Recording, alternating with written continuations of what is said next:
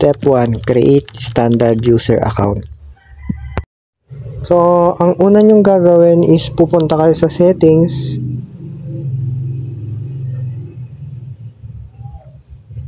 And then,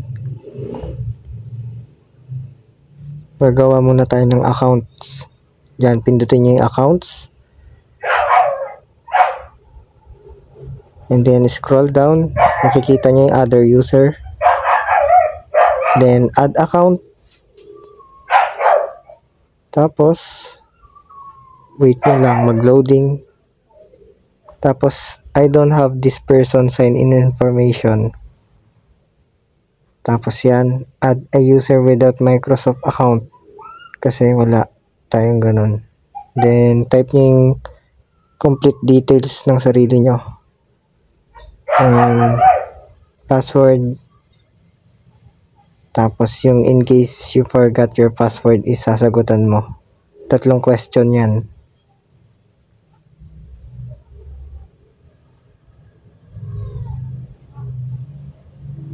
Tapos, yan, sagutin nyo lang lahat.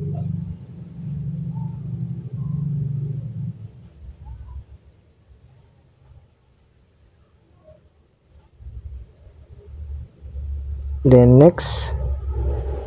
Tapos yun, gawa ng account. And,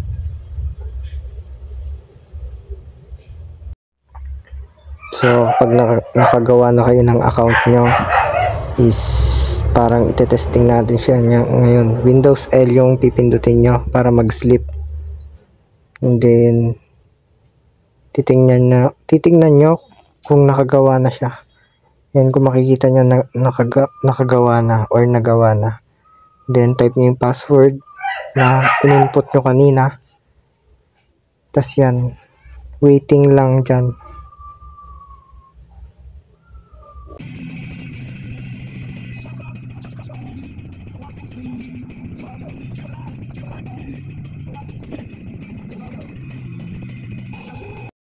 So, pinas forward ko na pala para mabilis and mabagal din yung pag-loading. So, pindutin nyo yung next and accept. So, makita nyo is gawa na yung account. And then, lipat tayo uli sa admin.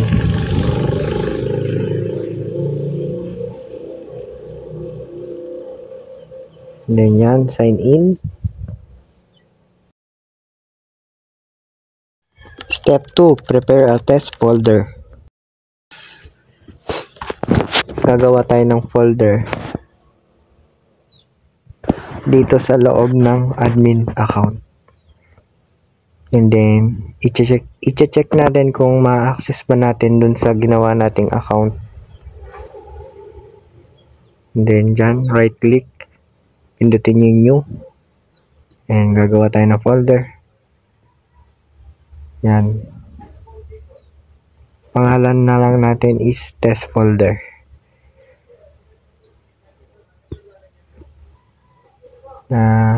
Lowercase. Step 3. Add standard user to the folder permission. Pindutin yung properties. Then security.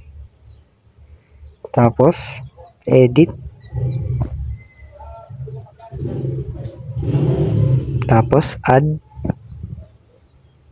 And then, i-input natin dito yung pangalan ng account na ginawa natin. And then, dyan yung access. Then, apply. Tapos, lalagyan na natin ng laman yung folder na ginawa natin.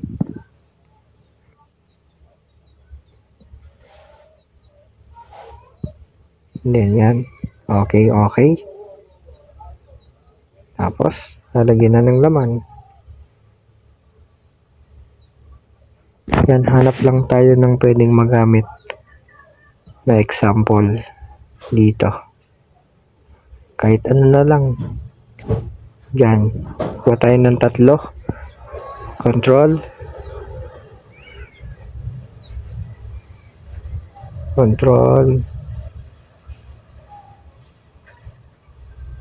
and copy.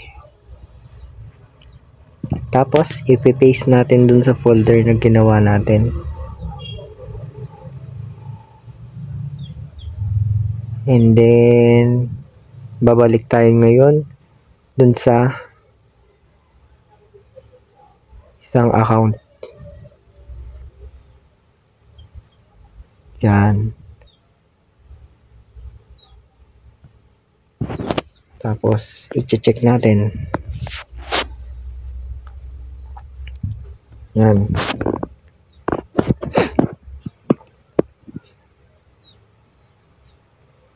Tapos type natin test folder. Ito makikita natin. Yan, open. Tapos makikita din natin yung nilagay natin na file. And then pwede natin siya ma-access. So yun. Yan.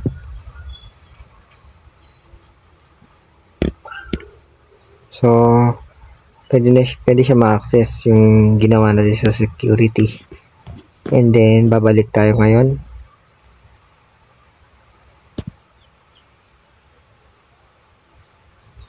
Dun sa isang account.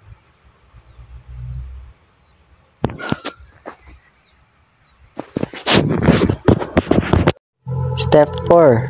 Test delete permission as standard user. Meron permission yung admin kapag magdi-delete ka ng files. Step 5. Encrypt the folder. Tapos, yan. Click properties.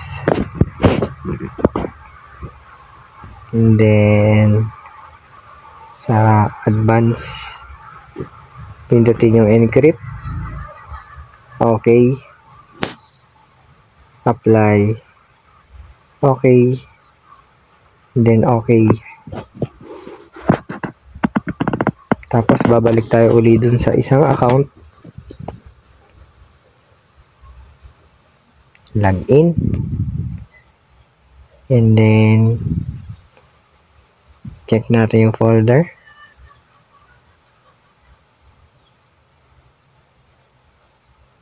Yan.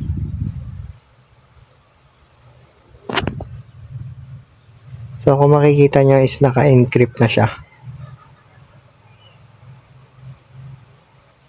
Step 6. Change the standard user permission.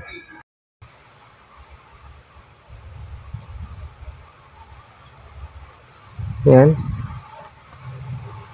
I-properties. Tapos security uli. Tapos hindi. I-edit muna pala natin. Tapos yung modify. Pipindutin yung allow. And then apply and okay. Okay. Step 7. Verify the new restriction. Balik dun sa isang account uli.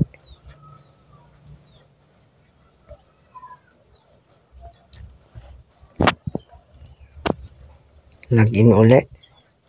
And then tingnan natin uli yung folder. Open. And then tatry natin siyang i-delete.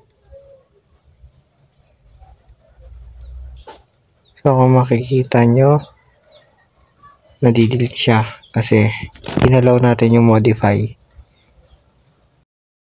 Step 8. Delete the standard user account and remove its password.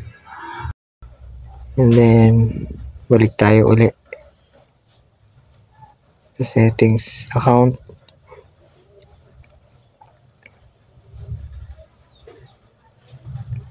And then hindi dyan. Balik tayo sa account. And then scroll down. Sign in option.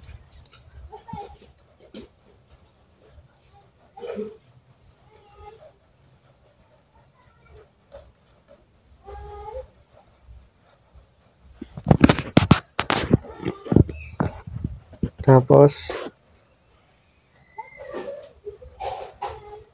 password papalitan natin.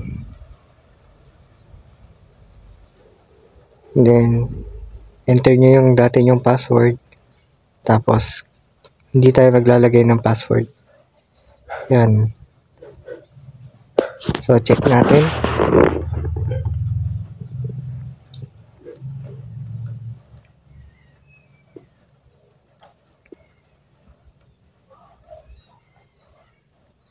Sign out.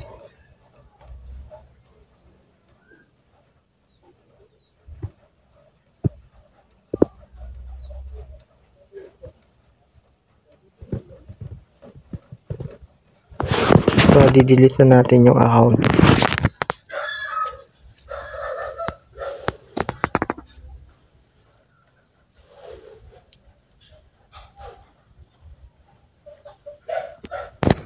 So ayan, punta lang kayo sa setting, tas account, tas other user katulad kanina. Then pindutin nyo lang to and makikita nyo yung remove account and data. So yun, delete account data, and then mawawala na yun.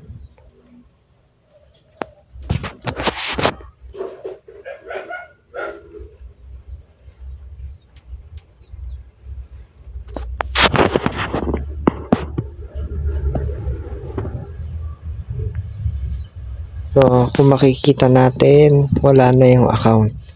So yun lang.